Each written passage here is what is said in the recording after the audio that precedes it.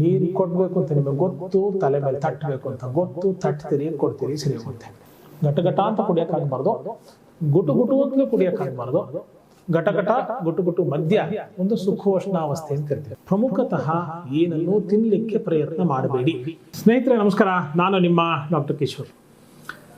ಅನೇಕ ದಿನಗಳಿಂದ ಆರೋಗ್ಯಕ್ಕೆ ಸಂಬಂಧಪಟ್ಟಂತಹ ಕಿಶೋರ ಸೂತ್ರಗಳನ್ನು, ಅಂದರೆ ಆಯುರ್ವೇದೀಯವಾದಂತಹ ಮನೆ ಮದ್ದುಗಳ ಒಂದು ಸರಣಿಯನ್ನು ನಿಮ್ಮ ಜೊತೆ ವಿವರಿಸ್ತಾ ಹಂಚ್ಕೋತಾ ಮನದಾಳದ ಮಾತುಗಳನ್ನು ಆಡ್ಕೋತಾ ಬಂದಿದ್ದೀವಿ. ಇವತ್ತು ಯಾವುದ್ರ ಬಗ್ಗೆ ಮಾತಾಡ್ತಿದ್ದೆ ಗೊತ್ತಾ? ಹಿಕಪ್ಸ್, ಬಿಕ್ಕಳಿಕೆ. ಸೊ ಇದೊಂದು ಕಾಯಿಲೆನ ಸರ್, ಇದು ಬರುತ್ತೆ ಹೋಗುತ್ತೆ, ತಲೆ ಮೇಲೆ ನೆತ್ತಿ ಮೇಲೆ ತಕ್ಕಂತ ತಟ್ಟರೆ ನಿಂತೋಗುತ್ತೆ, ಸ್ವಲ್ಪ ನೀರು ಕೊಟ್ಟರೆ ಸರಿ ಹೋಗುತ್ತೆ. ನೀರು ಕೊಡಬೇಕು ಅಂತ ನಿಮಗೆ ಗೊತ್ತು, ತಲೆ ಮೇಲೆ ತಟ್ಟಬೇಕು ಅಂತ ಗೊತ್ತು, ತಟ್ತೀರಿ ಕೊಡ್ತೀರಿ, ಸರಿ ಹೋಗುತ್ತೆ. ಇಷ್ಟು ಜನಕ್ಕೆ ಗೊತ್ತು ಕೇಳಿ.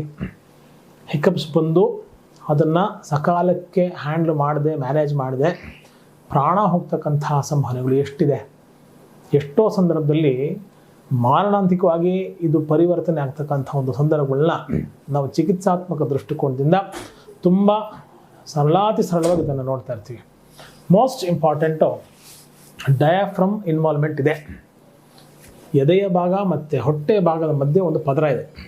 ಆ ಪದರದ ಇನ್ವಾಲ್ವ್ಮೆಂಟ್ ಇದ್ದಾಗ, ವಾಯು ವಿಚಲಿತವಾದಾಗ ಆ ಡಯಾಫ್ರಮ್ ಹಿಂಗೆ ಹಿಡಿಯೋದು ಬಿಡೋದು ಇಟ್ಟಾಗ ನಮಗೆ ಬಿಕ್ಕಳಿಕೆ ಸರ್ವೇ ಸಾಮಾನ್ಯವಾಗಿ ಬರುತ್ತೆ. ಫಸ್ಟ್ ರೆಮಿಡಿ ಏನು ಗೊತ್ತಾ? Just take A pass. ಸುಮಾರು 20ರಿಂದ 30 ಸೆಕೆಂಡ್, ಏನಪ್ಪ ನನಗೆ ಬಿಕ್ಕಳಿಕೆ ಬರ್ತಾ ಇದೆ, ಇದರಿಂದ ನಾನು ಹೊರಗೆ ಬರ್ತೀನಿ, ನೆಮ್ಮದಿಯಾಗಿ ಉಸಿರಾಡಿಕೊಂಡು ಅದನ್ನು ಸ್ವೀಕರಿಸ್ತಕ್ಕಂಥ ಒಂದು ಪದ್ಧತಿಗೆ ನಾವು ರೆಡಿ ಆಗಬೇಕು. ಎರಡನೇದು ಸುಖೋಷ್ಣವಾದಂಥ ನೀರು. ಘಟಘಟ ಅಂತ ಕುಡಿಯೋಕ್ಕಾಗಬಾರ್ದು, ಗುಟು ಗುಟು ಅಂತಲೂ ಕುಡಿಯೋಕ್ಕಾಗಬಾರ್ದು.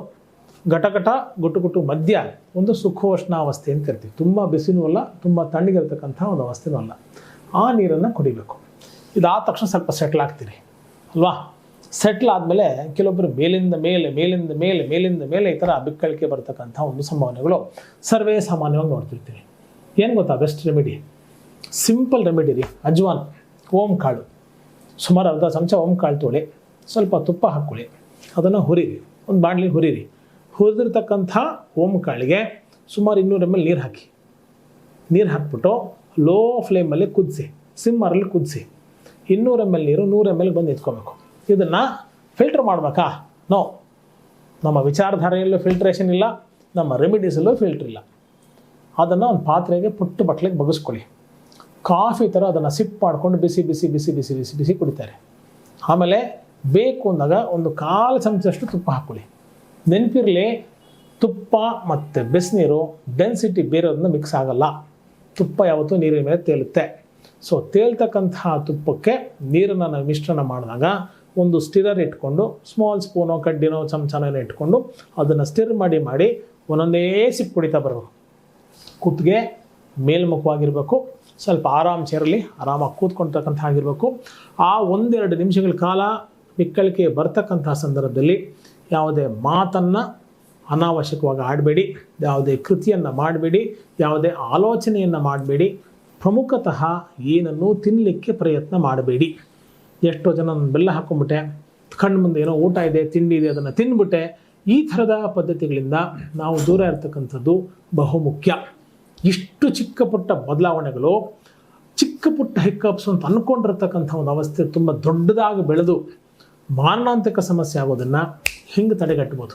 ಅನೇಕ ಸಂದರ್ಭದಲ್ಲಿ ಬಿಕ್ಕಳಿಕೆ ಅಂದ ತಕ್ಷಣ ಏನೋ ತಿನ್ನಬೇಕು ಅಂತ ಸೂಚನೆ ಬರ್ತಾ ಇದೆ, ಅಥವಾ ಮನೇಲಿ ಯಾರೋ ನಮ್ಮ ನೆನೆಸ್ಕೋತಾ ಇದ್ದಾರೆ, ನಾನು ಮೈಸೂರಲ್ಲಿದ್ದೀನಿ, ಗುಲ್ಬರ್ಗಲ್ಲಿ ನೆನೆಸ್ಕೋತಾ ಇದ್ದಾರೆ, ಅದಕ್ಕೆ ಬಿಕ್ಕಳಿಕೆ ಬಂತು ಅಂತ. ಅದು ಗೌರವ ಕೊಡೋಣ, ಅದಕ್ಕೇನೂ ತಕರಾರಿಲ್ಲ, ಅದಕ್ಕೇನೂ ಭಿನ್ನವಂತ ಇಲ್ಲ. ಅದರರ್ಥ ಅವ್ರು ನೆನೆಸ್ಕೋತಾ ಇದ್ದಾರೆ ಅಂತ ನಾವು ಸಫರ್ ಆಗಬೇಕು ಅಂತ ಇಲ್ಲ. ಅವ್ರು ನೆನೆಸ್ಕೋತಾ ಇದ್ದಾರಲ್ವಾ, ಅವ್ರಿಗೆ ನಮ್ಮ ಕಾಳಜಿ ಇದೆ ಅಲ್ವಾ, ನಾವು ಆರೋಗ್ಯವಾಗಿರಬೇಕು ಅನ್ನೋ ವಿಚಾರ ಅಲ್ವಾ.